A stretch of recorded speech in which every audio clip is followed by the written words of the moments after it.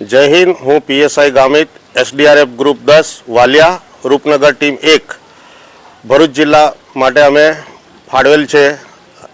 આગામી દિવસોમાં અતિવૃષ્ટિની જાણ થતાં અને મામલતદારશ્રીએ બી અમને સૂચન કરેલ, જેના અનુસંધાનમાં ભરૂચ જિલ્લામાં પહોંચી વળવા એસડીઆરએફની ટીમ સક્ષમ છે અને તૈયારી હાલતમાં છીએ। જય હિન્દ।